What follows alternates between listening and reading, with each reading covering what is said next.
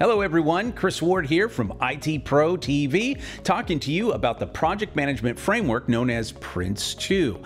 Now I know that many of my non-US viewers might be familiar with the project management framework known as Prince2, but for a lot of my friends here in the US, it's a bit of a mystery. I've had many people ask, why are you PMP certified and then you go out and get this Prince2 practitioner certification? Well, the answer is rather simple. I consult on projects and I train on project management worldwide, and Prince2 is a recognized project management framework that's all around the world. It is an amazing framework which helps you manage projects effectively. Prince2 stands for Projects in Controlled Environments, and it's maintained by Axelos. Yep, the same organization that manages ITIL. So, Prince2. What is it? Well, it's a project management method that's widely adopted around the world. It's used by people and organizations in many different industries, many different sectors. It's a very flexible method that guides you through the essentials for managing successful projects. Now, that's regardless of the type or scale. It's built upon 7 principles, 7 themes, and 7 processes. Yes, that's a lot of 7s. Prince2 can be tailored to meet your specific requirements, and so that's why we start off with the 7 principles of Prince2. The first is continued business justification. There must be a justifiable reason to be running and managing the project. If you don't have one, you probably should close the project. Number 2, learn from experience. Prince2 project teams should really continually seek and draw on lessons learned from previous work and previous projects. 3, defined roles and responsibilities. The Prince2 project team should have a clear organizational structure and should involve the right people in the right tasks. Number 4 is managed by stages. Prince2 projects should be planned, they should be monitored, they should be controlled, but it should be done on a stage-by-stage basis.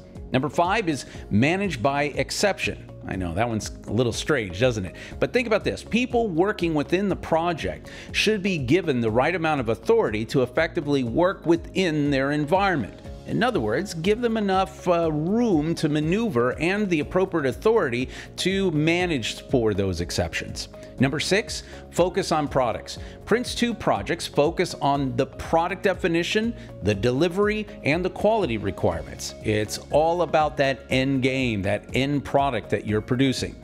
Number 7, last but not least, tailor to suit the project environment. Prince2 must be tailored to suit the project's environments, its size, the complexity, the importance, capability, and of course, there's always risk. Then there are the 7 themes.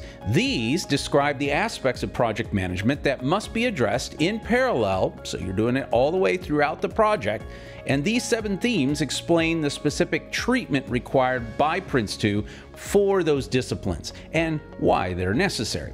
So because you have these themes in place, you do need to state the minimum requirement needed for each theme, and that then gives specific guidance on how to tailor to certain environments. The first theme is business case. It's basically a record of that business justification for the project. Remember, we talked about that in the actual principles, right? Number 2 is organization. We need to know the individual roles and responsibilities of the whole entire project team. Number 3 is quality. What are the quality requirements and the measurements that you're going to take for the project? Number 4 is plans. Yeah, somewhere in there we're going to have plans, right? The steps required to develop all of these plans, the Prince2 techniques that should be used, that's all under that realm. And then number 5 is risk. Effectively identify and analyze those risks and opportunities that could impact the project. Number 6 is change. How the project manager will assess and act on changes to the project. Is it going to be very formalized, or is it going to be more agile, and that way the rest of the team gets to do it?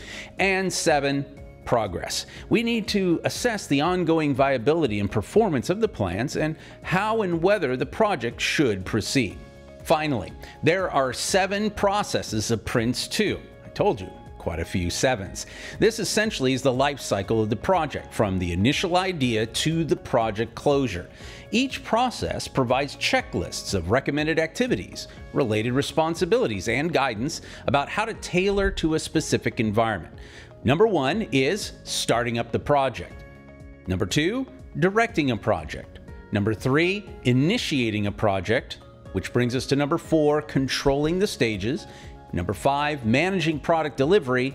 Number 6, managing stage boundaries. And then, of course, we got to close it out. Number 7, closing a project. Using the guiding principles, the themes, and processes, organizations have a much better chance of achieving a successful project. So, want to learn more? Take our IT Pro TV Prince 2 courses with Joe Peacock and myself. You'll be glad you did. I'm Chris Ward, and I'll see you in the next episode of IT Pro TV.